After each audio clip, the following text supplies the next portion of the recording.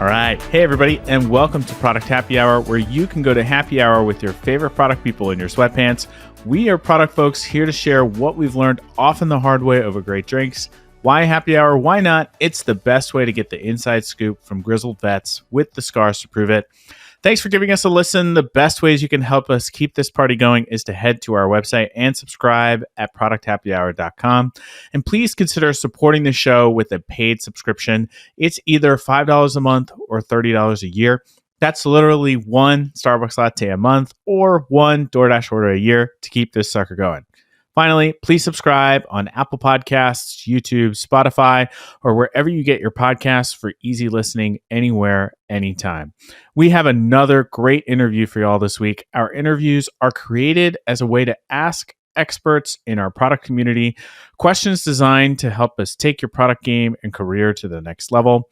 Our guest today is John Meakin, one of the best product experimentation experts I have ever had the privilege of working with. I learned so much from John during our days at Verbo together, and I'm so excited to have him impart some of his wisdom from analyzing hundreds of experiments with you. So let's get right into it. Here's our interview with John Meakin. Enjoy. Hey, John, welcome to Product Happy Hour. It's nice to have you, man. Good to see you. Thank you. Yeah, good to see you again. Yeah, likewise. It's been a couple of years, but looks like things are going well. I thought just to kick us off, it might be helpful to walk through your experience just so our audience can get to know you better. Does that sound good? Yeah, perfect. John Meakin is a staff data scientist at Meta. John has worked with top tech companies like Expedia and Meta specifically on the art of A/B testing. He began his career as a researcher at the American Institutes for Research. I was surprised to find this. So you are like a hardcore researcher before getting into experiment design. Yeah, I spent the first 6 years of my career with PhD academics all the way. Whoa. All right. Yeah. So probably quite the shock to run into people like me being like, oh, let's just ship it. It's going to be fun. So yeah, you were working on experiment design for research projects there. What does that entail? Is it like people are doing research on certain things and you're verifying that the experiments are running are accurate? Yeah, a lot of it was actually contracting with either school districts. I did a lot of education research. So a lot of it was contracting with school districts or education curriculum providers and basically designing an evaluation to test whether or not they're efficient or not. So basically an A/B test. We'd recruit 100 schools and randomly assign 50 of them to get some educational intervention and then measure student outcomes. That's awesome. Sometimes it would take 3 years, which is a lot longer than most people want to wait for an A/B test. But yeah, that sounds a lot longer than the experiments that we run in definitely digital products. Yeah. So, yeah. But also probably a great, really insightful, exciting set of experiments that are running. So that's really cool. Yeah. Okay, cool. So from ARR, you joined Verbo, part of Expedia Group, which is where we met as a statistician focused on experimentation and embarked on many experimentation adventures, hopefully some of which we'll be able to talk a good bit about and educate our listeners on. You eventually became head of experimentation at Verbo prior to joining Meta in San Francisco. And at Meta, John continues to be focused on all things experimentation in his role on Meta's experimentation platform. So great experience, man. And appropriate that we're going to spend the bulk of our time talking about experimentation. I'm looking forward to it. All right. Well, before we do that, what are you drinking, man? What do you got there? So usually I wouldn't do liquor on a weekday, but I decided it's wine on weekdays only, but I decided to go with a bourbon, and it's actually a bourbon made in Wyoming. Oh, and cool. So I'm a big avid skier. I'm going to be in Wyoming for a while to ski this year, and so felt a good choice to get me there sooner. What's it like being someone that specializes in experimentation and skiing? Do you like A/B test different sides of the mountain? You try like one side one day?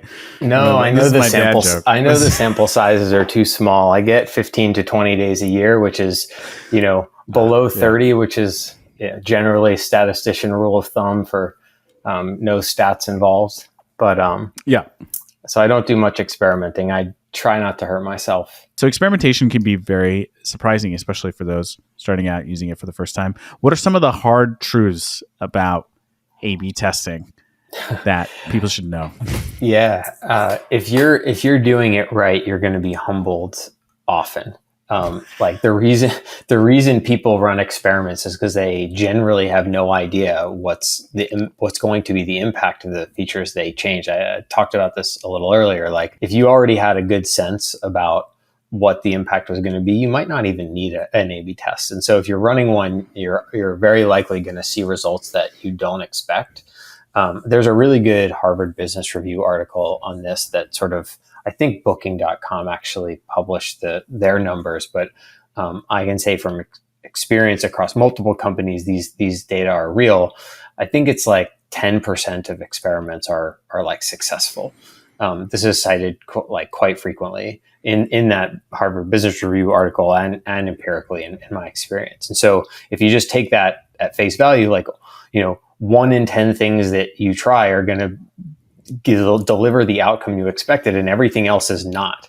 And that's really important to like, just like grapple with that. Like most people think most of their ideas are good, where in reality, most ideas don't actually work. And so just coming to grips with that early is really important. I have 2 kind of interesting examples. Let's do it. So at one of the like more famous tests at Verbo while I was there was an experiment that was inspired by some like pretty interesting analysis on the hero image on the search page. So like every property that's displayed on search has its hero image, which is like the first image that gets displayed when you view a search result. So you could see 10 different properties in search, and the image that characterizes that property is called the hero image. And there was some interesting analysis sort of done that showed that like this wasn't a very good image, right? It was like oftentimes not even an image of the house. It might be an image of the surroundings, and the sort of worst case scenario is like an image of the bathroom or something. And so it looked like at the surface there was a lot of potential there to present a better image. And so they ran a test where they basically built some AI models to produce the most aesthetically pleasing image. And in control, they showed the property owner's default image, and in test they showed the what we thought was the better image at the time. And that test didn't do very well. First of all, we got a bunch of complaints from the property owners, and also like it was actually like not like the conversion rates went down from that. Yeah. And a lot of people thought it was like a really, really good idea. On the flip side, there were a lot of experiments that we ran on price display, not even like actually changing the physical price that you see, but just like, moving where this was actually the interesting part is this is the same sort of product surface. This is like search results. I remember these. Yeah. Where do you, yeah. So there was two experiments. One is like, which hero image do you show? And another is like, where do you put the $sign for the price or something? And it wasn't that trivial, but it was that level of, small tweaks to pricing display. And those pricing image display tests often, and they got repeated at times, would show pretty big wins. So it was very interesting to see like what worked and what didn't. Was very, very often not what people would expect. I've been working in consumer products for some time, and experimentation is so critical, especially for consumer products, because you're dealing with millions of people that are coming to your product from lots of different places around the world, and trying to talk to customers that are doing that can be challenging. Not everybody is as strongly engaged as they might be in like a B2B product. Experimentation is a really, really critical tool. And I used to think A/B testing was super simple when I first started out. You basically, when you're looking at an A/B test, you could probably explain this better than I can, but you have a control, which is what your site looks like today, and then you have a variant, which is what you're trying out that's new. You split half of your traffic into control invariant, and you look at the results, and that's it, right? Whatever performs better is the winner, and you keep iterating. That's what I thought happens, and I was very, very wrong. So let's talk about some of the complexity of A/B testing and what you need to watch out for, especially for newer PMs that are tuning in here.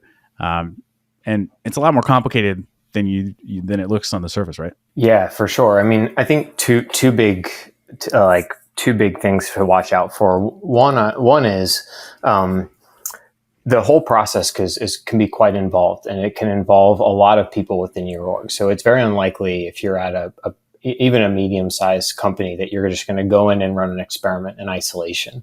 It could mean that you have to coordinate with your software engineer and your data scientist, and if you have one, a data engineer, and potentially even a designer to sort of get everything working.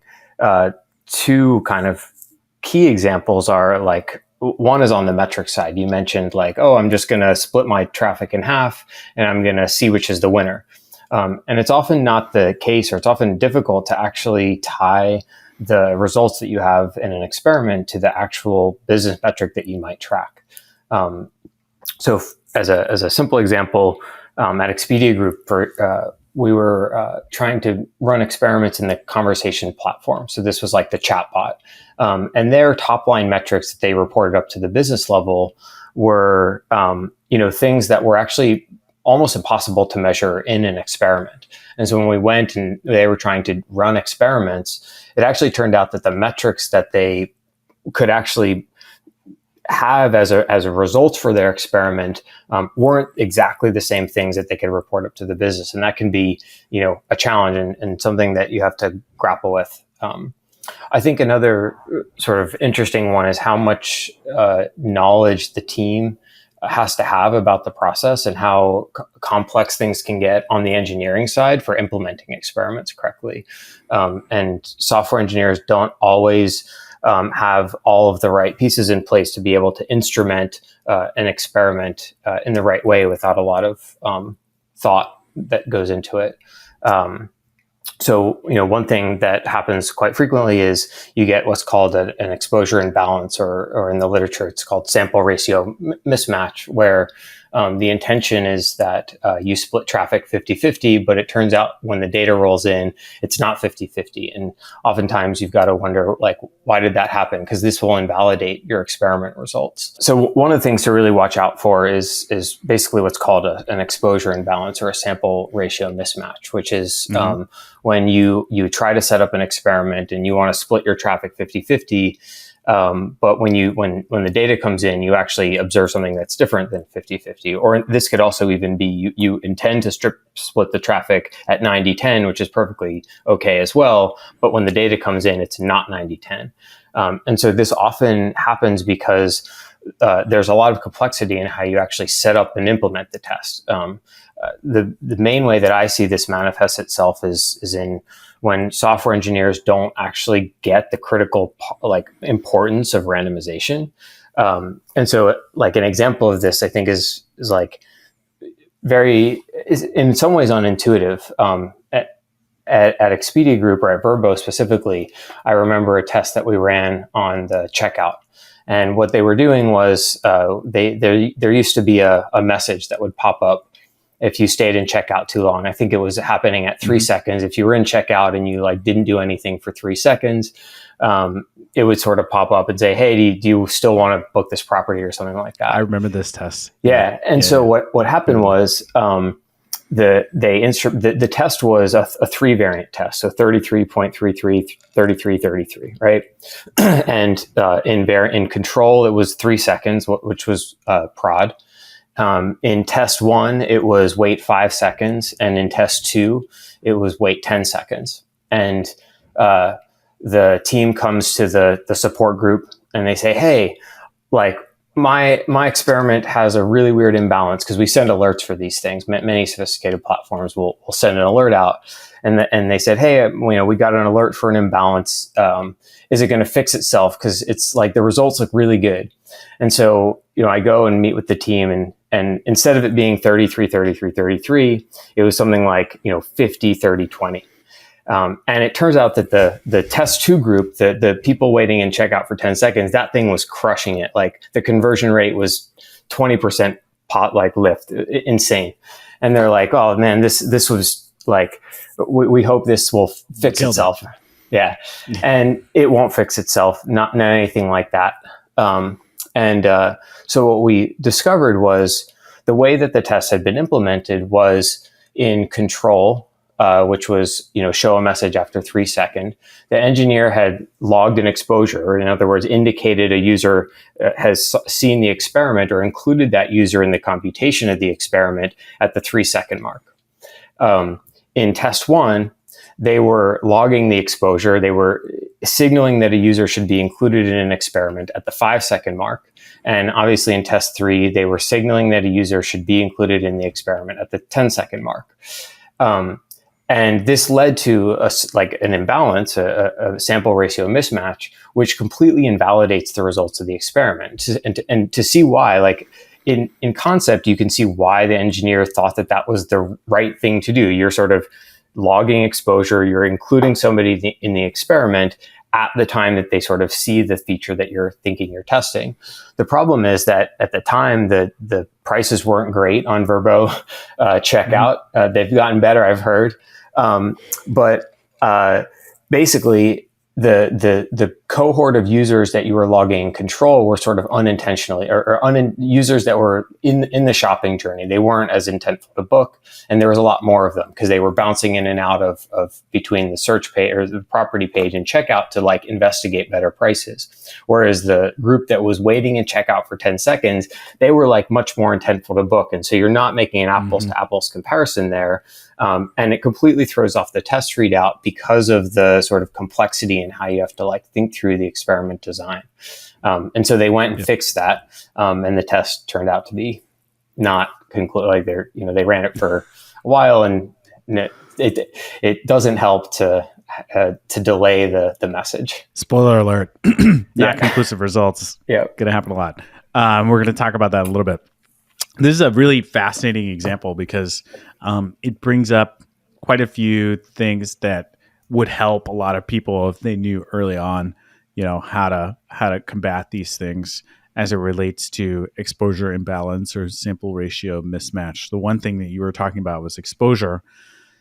So maybe it'd be helpful just to kind of level set everybody on exposure. So exposure is when you're exposing a user to your experiment. And like you were saying, you have a control and then two variants. And what the team was doing was exposing users to the experiment once they would actually see the UI, which would be a common mistake, especially in variant 1 and 2, where everything is time-based, versus exposing users at the point when they're going to be exposed to the experience itself, not just the UI that's implemented, but also when you're going to get the delay, whether it's no delay, 3 seconds or 5 seconds. And that's an important sort of nuance. Test exposure has to be accounted for the whole experiment, not just one component of it, because the whole experience is what you're measuring, right? That's is right. That a fair? It is. Yeah. As a really good rule of thumb, you should attempt to log exposure at the point of last common difference between all the variants that you're testing. The closest you can Look get at you to that. Putting it so scientifically correctly. That's the best place to do it. And sometimes you'll need to make trade-offs. Oftentimes at Verbo, for example, the homepage team would create a module, and that module would be a different width. And you'd have these questions about where do you log exposure? After how long does the user have to scroll before you log an exposure? And so there can be trade-offs that you have to make about when to do that. You might have to include too many users in the experiment that actually don't end up seeing the full version of the test as a sacrifice for that imbalance. Yeah, it's interesting the how much nuance is involved with that. I think probably if you're starting out, you might assume, hey, I'll just bucket everybody once they get to the page. And that's not actually what you're testing. And in fact, what I've seen lately is when you are bucketing by page view, when you put somebody in either side of an experiment, when they land on the page versus when they're actually going to be exposed to the experiment, it can cause all kinds of havoc. And in fact, you see sample ratio mismatch a lot. Yeah, if you log too many users, right? If you log on the page view and you allow too many users into your experiment that won't inevitably see your changes, then in that scenario, you actually will have wider confidence intervals. You'll have less precision to like detect effects that you care about.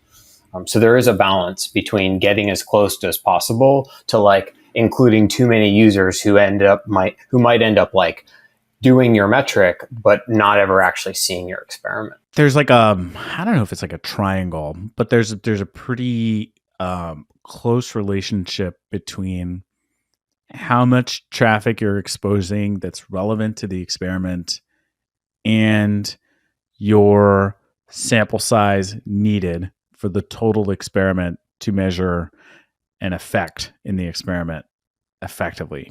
Can we talk about that a little bit? So there's sample size, there's things like minimal detectable effect and conversion rates. Maybe let's touch on the relationship of that a little bit. I find that fascinating. And I bring it up. I feel like I'm constantly talking about it. And half the time I get like a, huh? And it's actually a really, really important concept. Yeah. So anytime you run an experiment, before you do so, you want to have a general perspective on what it is that would be a meaningful effect to detect based on your key metric or metrics. And I think a lot of people confuse this with what we would expect to see as the minimum detectable effect. And that's actually a pretty big misnomer, because if you had a pretty good idea of what you would expect, you might not actually need to run an experiment, right? So you're running the experiment because you don't know what's going to happen. And you want to make sure that you run an experiment for long enough or with enough users that if there's a true impact, that you'll observe it with the data that you collect. While at the same time, if there's not an impact, that you don't sort of falsely discover something that's not there. And so before you run an experiment, it's really important to have a perspective on what is the effect that would be meaningful to you based on a number of factors. It could be based on the level of effort that it took to build the product. It could be based on the number of other experiments you have in your backlog, and it could be based on, the overall like level of the business context, like how much of a hit could the business take, or if you weren't to detect some meaningful negative impact. And all of those things go into like how big of a test, how many users, or for how long should you run an experiment. How often do you see people not calculating their needed sample size for what they're trying to measure? I think it varies based on how much people know about how to do things correctly versus how much people know what the right effect size to choose is. So I think there's a spectrum. There's the tale of, people don't understand at all that you should be doing this, and therefore they don't do it, and they run an experiment and they look at it every day, and that's on the like pretty poor practice end of the spectrum. There's also the end of the spectrum of, I know I should be doing this, but I actually don't really have a good estimate of, like, I actually don't have a good sense of what should the minimum effect I need to target be. And those are, I think, sort of distinct problems. Both are important in good experiment design, but they manifest themselves differently. Very interesting. Yeah. On the top line metric, I like the conversation example. I remember that a lot of the experience there and the experimentation going on there on that metric. So, there's metrics that are too complex to test on. And out of curiosity, what were the metrics that they were looking at for that? So in this example, So for the conversations platform, their top line metrics had a lot of complex business logic that didn't necessarily treat, I forget all the exact details, to be honest, but their business logic was these very complex pipelines that ended up like not being able to tie specific users to their actions. So it was like a more holistically aggregated sort of figure. It was like of all the users who start a conversation and then do a like get routed to a chat bot and don't get routed to an agent, like amongst those, what's the average duration of their conversation? It was things like that where like the experiment could be like the experiment could affect that, or the experiment could be downstream from that and would have been like irrelevant to the top line business metric. And so like, I hope that is like clarifies things a little bit. Like most often experiment metrics are sort of event based, right? You have to be able to tie the metric you care about to a specific user and that specific user's actions. And if you can't do that, then you can't really use that as a metric. And that I think people confuse that a lot because, as you mentioned at the beginning, like, oh, I'm just going to run an experiment and we care about this, business metric that actually doesn't like easily tie back to a user action.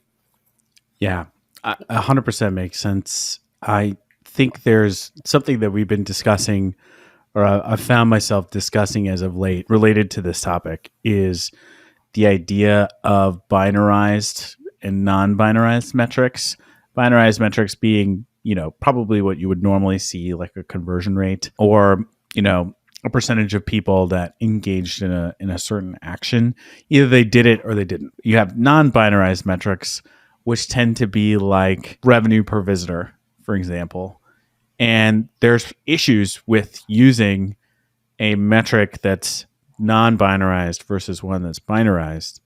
And I think you and I actually had a discussion about this as well, where, when you're using something like revenue and you don't have enough traffic to kind of really pinpoint that, there's a lot of variance with that number. So like using a number like that, while it might more accurately represent the problem you're trying to solve, it actually is really, really difficult to experiment with.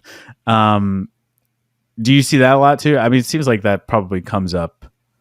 It definitely comes up a lot. And this kind of hits on a point about like experimentation can be like very like specific to the business objectives and tied to like what the company is trying to achieve.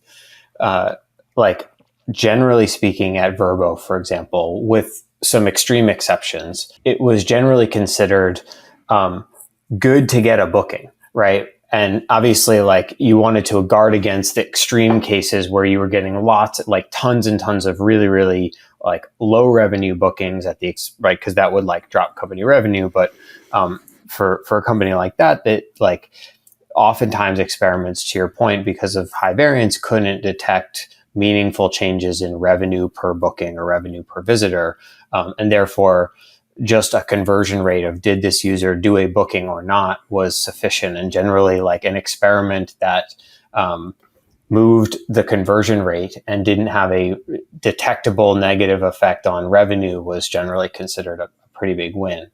But that can certainly change based on the business context. I think there are scenarios where like it is critically important or more important than just getting an additional conversion that you need to run the experiment longer, invest in variance reduction methodologies to be able to have a better sense of what your revenue looks like. I think this was more applicable actually on the Expedia side. So what would happen often on Expedia would be you'd have flight booking and car booking and a hotel booking.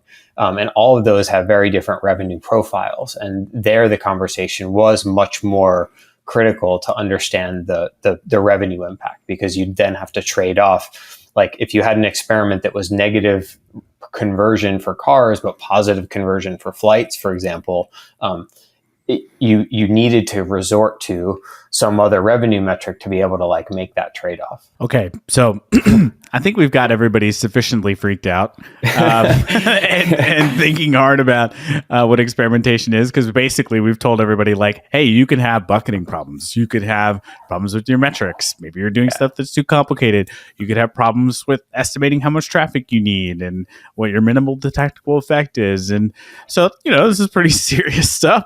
How should PMs prepare for the complexity of running A/B tests? Now that we've freaked everybody out, how do we How do we help them, make sure that they can avoid some of these and be better at A/B testing than maybe some of their peers or others that have tried it before?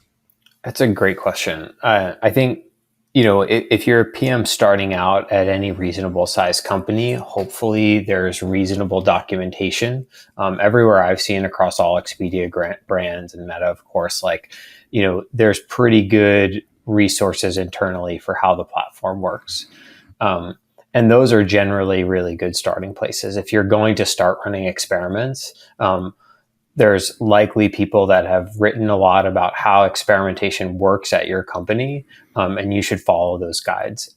If those don't exist, it's probably a promotion level opportunity to go and create them. If your company is already doing experimentation, but doesn't have good resources and documentation on the things to watch for, because again, these things can be very business specific. They can be very tech stack specific on how you deal with exposure imbalance or measuring business metrics in experimentation. So yeah, first things first is find the resources and read the docs on how your company does experimentation. And then I think also make sure that your team has done that as well. I think as mentioned before, should be pretty good resources. It should, if you're going to be a team that's running a lot of experiments, your software engineers should be up to speed on those docs and understanding all the nuances and documented pitfalls at the company, as well as your data scientists. And I think that's probably the best thing that you can do. If none of those resources exist, again, create them because you'll be helping a lot of people at your company. I also have a note here to discuss listening to your data scientist. Yeah, I mean, this is a great one. I think what I see happen often, which is unfortunate at times, is either a product manager or a software engineer will, in isolation, run an experiment, and then they'll show up at their data scientist doorstep and they'll say, "Hey, can we ship this? What does this mean? What are the trade-offs?" And your data scientist isn't going to know that. That would be like you asking me about an experiment that you're running at your company. I have no idea. You've got to, you know what I mean? I could look at the p-value or whatever, but I just won't know how to help you make a decision with just that information. And so involving everyone up front is very important. So in the experiment design phase, your data scientist and your software engineer and the product manager and even the data engineer, if you need to build new metrics, should all be in lockstep, understanding what does this look like. You should be discussing the trade-offs that you're going to need to make before the data starts streaming in, when you're going to see depending on how many metrics you can look at, you'll see all sorts of things that are either red or green or whatever your tool marks as significant. And aligning on that stuff up front is really important. And listening to your data scientists at all stages is very important. If you do that well, if you set up the experiment well and have aligned on the decisions you're going to make, it's actually pretty easy to go and make an experiment decision. The hard experiment decisions happen when you haven't done that. And now you've got to go and figure out what data to look at, what day you should look at, which set of days, which metrics, things like that. I got 100% verify that John is being completely accurate. He's not just trying to get you to listen to your data scientist just because he's a data scientist. He really means it. It's definitely true. It saved me a lot of pain by working with my data scientist instead of trying to go rogue and do it myself. So totally with you. How about being a skeptic? This is something that we've talked about before about results. This is really important, and we kind of talked about this some in this imbalance example with the time to wait and checkout.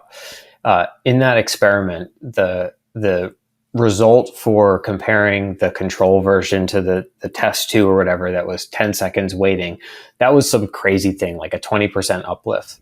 I don't think I ever have seen any experiment uplift 20% on a critical bottom line metric like booking or something like that.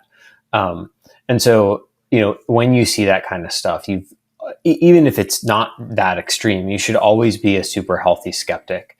of data that rolls in because of all the complications that can introduce themselves into the experimentation process, like bad exposure logging or overexposing or underexposing or not picking the right metric or having the metric be defined in a way that's not super clear. And so, yeah, being a healthy skeptic of results is super important. And, if results are being questioned, which they often should be, the answer to how do you discover whether or not they're real or not is actually often to run the same experiment again. Many organizations do this. At Meta, it's called backtesting. It's a very common practice. If experiments are for any reason at all, like not, if there's any question at all, it's pretty straightforward to run an identical experiment again. And this can often tell you a lot of information about what happened in the first experiment. Yeah, that's awesome. Backtesting, it sounds like something that maybe PMs or teams in general, maybe they feel like they should be afraid of. But it's really powerful, actually, because, not only are you getting accurate results, but now you're re-verifying what you assume you've learned from previous A/B testing and verifying that it's not a fluke, right? So the more confidence you can have in those types of things that you've learned, the more you can use them to better improve the experience for customers. You should all be afraid if your background is flimsy, which maybe it is, but oftentimes, if you got verified results, it's usually not. So yeah, let's recap. So the hero image test, not as great as you would think. The pricing and test, everyone thought that was going to be like, a huge, everyone was like banking on that being the thing. And no one thought that like making the prices smaller or whatever the small tweaks were going to do much. And they were big. It's funny now that I have the experience, I'm like not surprised by any of that. Yeah. It goes to what we're going to talk about a little bit later, but it goes to that bit that you were saying about encouraging people to be skeptics and really being skeptical of the results that you see, because the minute I start hearing people being like, "Oh, this is a slam dunk," my radar goes off and is like, "No, it's not. We don't know. We gotta like go test it and find out." And oftentimes, it's wrong. I've read similar stats that you have. Trustworthy Online Controlled Experiments is a great book about experimentation. Yeah, you're probably super familiar with it. Ronnie Kohavi is the author. He talks about how 85 to 90% of the experiments that they ran at LinkedIn, Bing, Airbnb, they're wrong. Only 10%, 10 to 15% of them actually worked. So yeah, you better be prepared to eat a lot of humble pie. That's definitely the part of the job, but it's a great way to learn. It's a very high fidelity tool, so you're going to learn a lot along the way. Let's talk about evaluating A/B tests. What are some of the pitfalls and issues that you see that are useful for PMs to watch out for when evaluating their A/B tests? I mean, I think the common ones in are somewhat well known, like, don't peek at your test, which is like, watch it every day and make a decision based on the data that's streaming in and stop it the first day that it's significant and things like that. Those are obvious pitfalls. We mentioned a lot of the acknowledge all of the warnings that your tool probably shows you or should show you about, when things could be suspect, right? Exposure imbalance is often very alerted. Yeah. So peaking is one. Yeah. Which is a really important one, actually. So if you don't know about peaking, I highly recommend looking that one up and understanding it better, because it'll get you for sure. Ramesh Johari has a really good video about this. It's on YouTube. You can Google like peaking Ramesh Johari. It's a Stanford lecture, and he really talks about this in a pretty intuitive way. It's like when people ask me about peaking, I'm like, here's this video, explained better than I can explain it. Listen to it. It's pretty interesting. Highly recommend everybody check that out. We'll see if we can find it and put it in the show notes. So there's peaking. Um, there's we talked before about the differences between testing in social products versus testing in e-commerce products. Like the chat example is a really good one where, if you're looking to see if you're driving more engagement in chat, you're probably not going to use the same metrics and evaluation methodology that you would use in e-commerce, right? Like it's totally different. And it seems like right tool, right job is really important.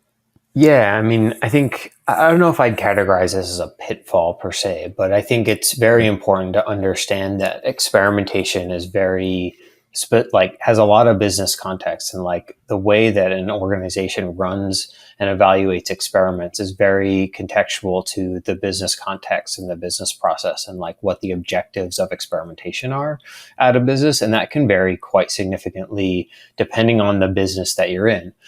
You can imagine that the way that Meta runs experiments is actually quite fundamentally different than the way that Verbo runs experiments. And even within a company, as you mentioned, like the way that the conversation platform runs experiments and wants to evaluate success could be quite different from the way that the search org wants to run experiments and evaluate success. And so I think it's very important to be mindful of the business setting that you're in and like how experimentation is used in that setting. And there can be a lot of different perspectives at a company, especially a large company, about what's the objective of experimentation, or like, what are the ultimate outcomes that are being sought from running experiments even. Yeah, it's a great point because, when you're talking to other companies, some companies are like, well, we really use experimentation for the cases where we really don't know what the outcome is going to be. But otherwise, we're going to ship product and it's kind of like a hybrid of things. And then some companies are like, they live and die by the A/B test. It's like, if it hasn't Yeah. run as an A/B test, it doesn't count. And Yep. yeah, on that spectrum, where do you think it is? What do you think is healthy? That's a great question. I mean, again, I think it gets back to the like how the business runs and how important it is for a business to have like unbiased estimates of like what's the impact of the things that they ship. Um, your question was what's the about like where should an organization land? Yeah, Or maybe maybe a better way to put this is something that you and I have talked about is that um, sometimes if you can't get an accurate read on an A/B test, or the outcome of doing something, whether it's positive or negative, and you're either looking to avoid the negative or embrace the likely positive outcome, it's just better not to run the A/B test because you either already know the outcome pretty strongly. Like a bug fix, for example, if you're fixing a bug, probably shouldn't run that as an A/B test. Or if you're trying to measure something that's really, really hard to measure and impossible to measure than an A/B test, you're better off using a different method or just shipping it and evaluating it yeah, I post ship. mean these are two very interesting like concepts. I think on the if you're trying to measure something that can't be measured in an A/B test, for sure, like probably then shouldn't run an A/B test. And um, I think on the bug fix side, you'll see different orgs have different philosophies on this. Um, for example, at a place like Meta, you might actually decide to run a thing like that through an experiment because the code stack and the ecosystem can be very complex, and might want to make sure that even a bug fix or what you think is a bug fix isn't causing some unintended harm to some other part of the ecosystem. Um, but it to some degree does again come back to your risk profile and the company culture around testing versus other means for evaluating the success of a product launch or the viability of a new API or some bug fix or something that you're doing. Yeah, it's great. I mean, I don't know if everybody on the pod would think that someone really focused on experimentation would ever say don't run an A/B test. And I think I was pretty shocked when you said that to me too. And I was like, oh yeah, I guess there are certain things that maybe we shouldn't. But it also is fascinating to hear you talk about how your company culture or how your business runs really does affect how you should be running experimentation, because I think probably everybody might think like, oh, this is like a pretty standard process, and it's actually highly variable depending on It's what your highly needs are. variable. Like, to put it in some perspective, like if there was a one size fits all way to do experimentation, then Optimizely would have taken over the world and just been the thing to do for experimentation. I mean, like exaggerating, but right, you get what I'm saying, that like, Yeah. um, even within Expedia Group, right, where when I joined, Verbo had their own experimentation platform, and Expedia.com had their own, and Hotels.com had their own. There were like different ways of doing things for legitimately right reasons, right? And that's like all within the travel business. And so, yeah, it's definitely, experimentation is very business and context specific. Again, if there was a right way to do experimentation that everyone could agree on, then that's what everyone would have been doing already, and I wouldn't be here. That's right. That's right. I don't think a lot of us would have jobs. Um, okay, so I think this is a good point to start wrapping up. So let's just kind of, we've talked about a lot of things. What kinds of process should a PM be engaging in with regards to experimentation? Like maybe from like start to finish, if you're thinking about running an experiment to an experiment has launched, you've been able to evaluate it and call it one way or another. What generally should that process look like? What should PMs generally be engaging in? Knowing there's nuance in other Yeah. places. So I think we talked some about this before, which is, involve like when you at the design of an experiment, when you're going to, hey, we have this feature, we actually we're agreed that we're going to run this as an experiment. The process should start with that conversation and the right people, which is your data scientist, your software engineer, potentially your data engineer, or people who are involved with defining your metrics, right? And at that time, when you're going to run the experiment, there should be a lot of thought into the how much effort is this, and therefore like what kind of a lift would or an uplift or an impact would we need to see from this investment. And those conversations should be happening with your data scientist and with your software engineer like early on in the process. And like once that's all materialized and you're like, yeah, we're going to run this test, and we roughly know how long it's going to run for, how many users we're going to target in the experiment, who we're going to target, then a lot of that turns into the software engineer. Like they have clear requirements now. They know how to log exposures. They know what they're building. They know how we want to test it. They know enough about the metrics. They're going to go do that. And then there's like a monitoring phase where, we talked a little bit about peaking, but as you're evaluating an experiment, again, based on your business process, you probably do want to check it frequently to make sure that data is flowing in correctly and you're not completely tanking an important metric that's really important for your company, right? And as that's coming in, what you do with that data is quite important.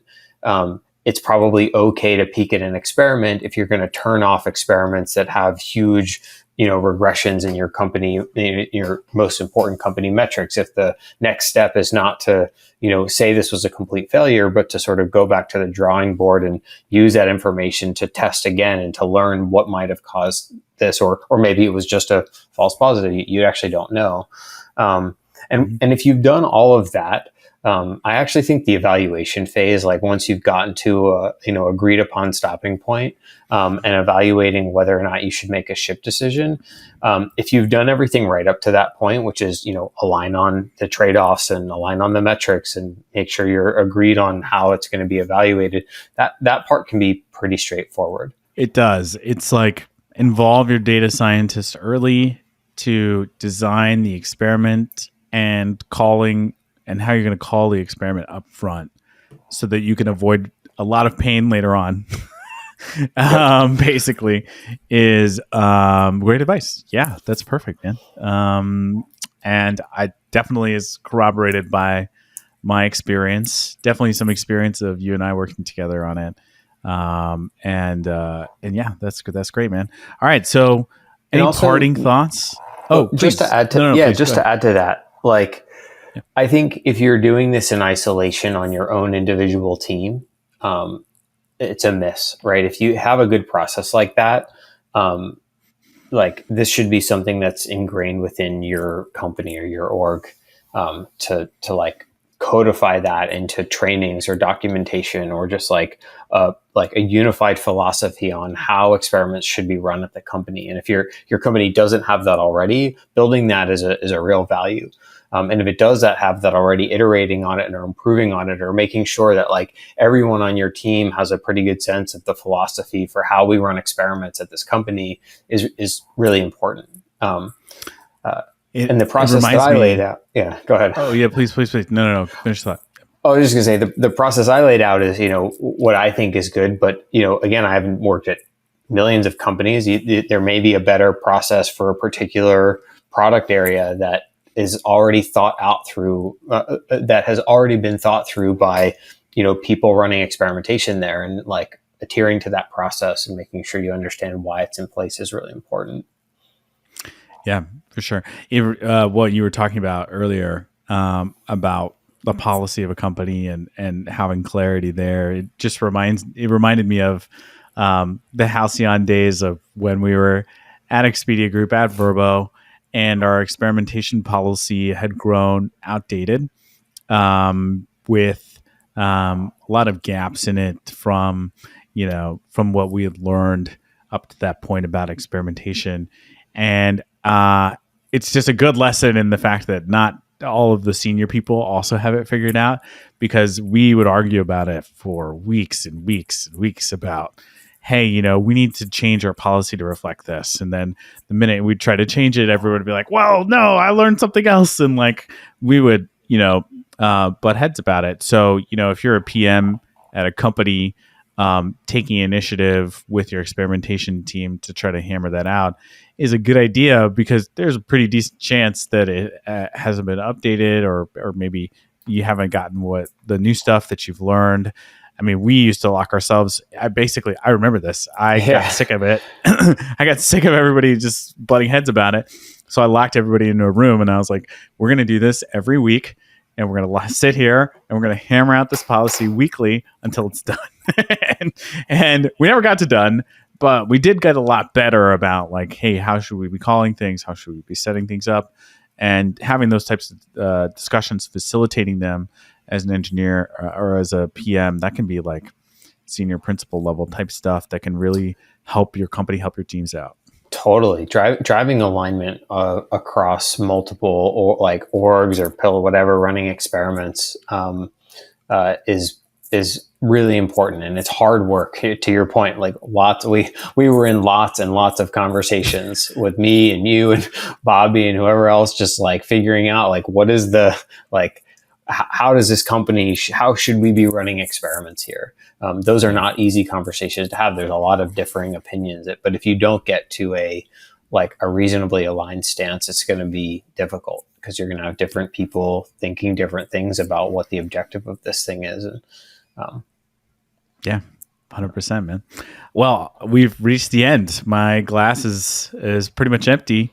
Um, any parting thoughts for everybody now that we've freaked everybody out, but also given some good advice about how to handle the complexity that's involved with A/B testing?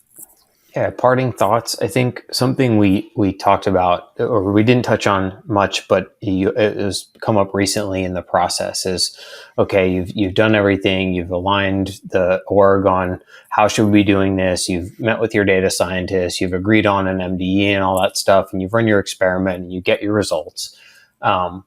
And regardless of whether you ship or don't ship, or whatever your business decision ends up being, I actually think one of the most valuable parts of experimentation is learning and communicating that learning, and embracing wins and losses. I don't think that's done well enough at most places I've been, which is to embrace the fact that you had a loss, an experiment that like showed a negative impact in a metric you expected it to have a positive impact on. I actually think that's a really important thing to like highlight and like publish and make the results of the experiments like well known, because that can help a lot of people. These are like experiments often produce the most unbiased, accurate results of like how things are operating on your platform or systems. And so making those findings like really accessible, really well known, documenting the decisions, why you made them, what the metrics look like is really important. It doesn't seem important at the time that it's happening, but it's definitely something that's moved Verbo, for example, forward from a learnings perspective, is getting crisp on documenting learnings and being okay with publishing a loss or a win. Yeah, 100%. Actually, now in retrospect, a lot of the things we used to talk about at Verbo where, a win and a loss are just as important. You actually get to learn from those things. And a lot of our bosses used to say neutral is probably one of the worst results you could get. Totally. Because you may not have learned a lot from that experience. And so, I ran into this the other day. Actually, there was a PM that was sharing their experiment results. And then all of a sudden they were like, this is kind of embarrassing. This is a pretty bad loss. And it's like, no, this is like where the magic is. You tried something that we all thought was going to work, just like that primary image test. We tried something recently that we were all convinced totally was going to work, slam dunk, no questions about it. And it was one of the biggest failures we've ever had. And to go through that, learn about it, talk about it, that process is just as important, if not more important than what the actual outcome was, because the whole company gets to learn from that, and we adjust strategy, we make better tactical changes. Yeah, I mean, +1, thanks for bringing that back up, because it is super critical. Yeah, and I mean, and that's why it's important to do experimentation right?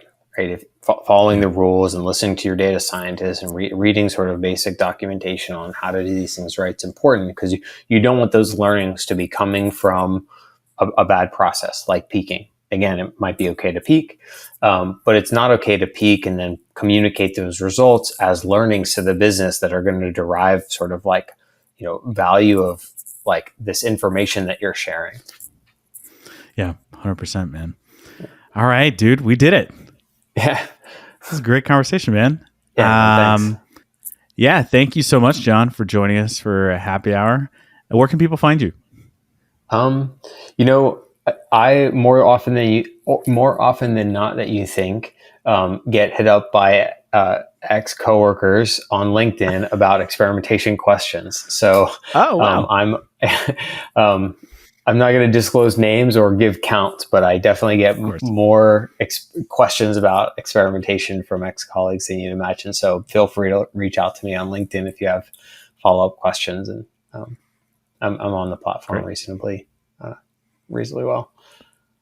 That's awesome, man. Yeah, well, everybody hit up John on LinkedIn. You'll get a bunch of DMs. Sorry, and you're welcome. And thanks for joining us for happy hour today, man. Really appreciate it. Yeah, thanks. Good seeing you again, too. Cheers. Dude, good to see you. Cheers. All right, man. All right, and that's a wrap. John has some amazing knowledge of experimentation and data science. I hope y'all learned a lot from our conversation and can apply it anytime you're getting ready to run some A/B tests. Let us know if you enjoyed this interview in the comments at our website for the episode, and if there are any guests you'd love to hear from on the show. Thank you, as always, for joining us for Product Happy Hour. If you enjoyed Happy Hour today, please support us by subscribing at our website, producthappyhour.com, and consider a paid subscription. There are two options, $5 a month and $30 a year. For one Starbucks latte a month or one DoorDash order a year, you can help us keep this party going. Thank you in advance for your support. You can also support the show by following the show on Apple Podcasts, YouTube, Spotify, or wherever you get your podcasts. Please also rate the show 5 stars on your platform of choice. Really helps us out. Follow us on Instagram or TikTok for clips at ProductHappyHR. And please share with your friends and spread the word. The more people at the bar, the merrier. Thank you so much for listening to the show, and we'll see you next time. Cheers.